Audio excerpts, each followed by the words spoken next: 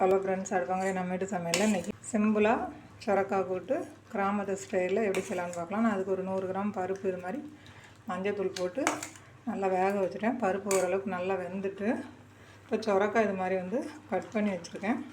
இப்போ சுரக்காவையும் அதிலே சேர்த்து நம்ம வேக வச்சுக்கலாம். இது சிம்பிளான கூட்டு தான், நல்லா டேஸ்ட்டாக இருக்கும். இப்போ இதை நல்லா ஒன்றா கலந்து விட்டுட்டு சுரைக்காய் சீக்கிரமாகவே வெந்துடும். அதனால் நல்லா கலந்து விட்டு இப்போ நம்ம வேக வச்சுக்கலாம். கூட்டுக்கு ஒரு மசாலா ரெடி பண்ணிடலாம்.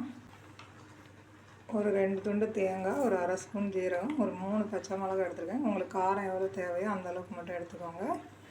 இதை நம்ம நல்லா ரொம்ப நைஸாக இல்லாமல் ஓரளவுக்கு மீடியமாக அரைச்சி எடுத்துக்கலாம்.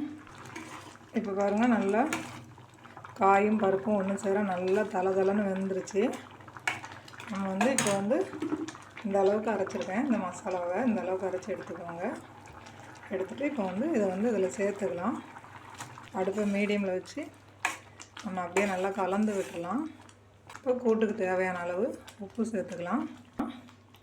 சிம்பிளாக ஈஸியாக செஞ்சிடலாம். இந்த சுரக்காய் கூட்டு நல்லா செம டேஸ்ட்டாக இருக்கும். ரசம் சாதத்துக்கலாம். இப்போ ஊர் சைடெலாம் இந்த மாதிரி தான், குக்கர்லாம் இருக்காது. இந்த மாதிரி பாத்திரத்துலேயே பருப்பு வேக வச்சு காய போட்டு வேக வச்சு இது மாதிரி மசாலா அரைச்சி போட்டு இல்லைன்னா உரலில் போட்டு நல்லா நுணுக்கி போடுவாங்க. இல்லைனா இடிகள் இருந்தால் நம்ம அதில் இடிச்சும் போட்டுக்கலாம். நல்லா டேஸ்ட்டாக இருக்கும். இப்போ பாருங்கள், 1 நிமிஷம் ஆயிடுச்சு. நம்ம இப்போ அடுப்பு ஆஃப் பண்ணிவிட்டு தாளிச்சிக்கலாம். 2 ஸ்பூன் அளவுக்கு ஆயில் சேர்த்துக்கலாம்.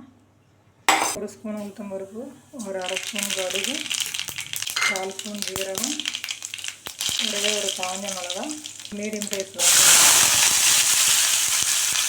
ஒரு கொத்து கருவேப்பிலை. இப்போ கூட்டை தாளிப்போடு சேர்த்தாச்சு. நல்லா கலந்து விட்டுக்கலாம். சூப்பரான டேஸ்டான சுரக்காய் கூட்டு ரெடி ஆகிடுச்சு. நீங்களும் இது மாதிரி செய்து பார்த்துட்டு எப்படி இருக்குன்னு கமெண்ட் பண்ணுங்கள். உங்கள் ஃப்ரெண்ட்ஸோடு ஷேர் பண்ணுங்கள். மறக்காமல் நம்ம சேனலுக்கு ஆதரவு கொடுங்க.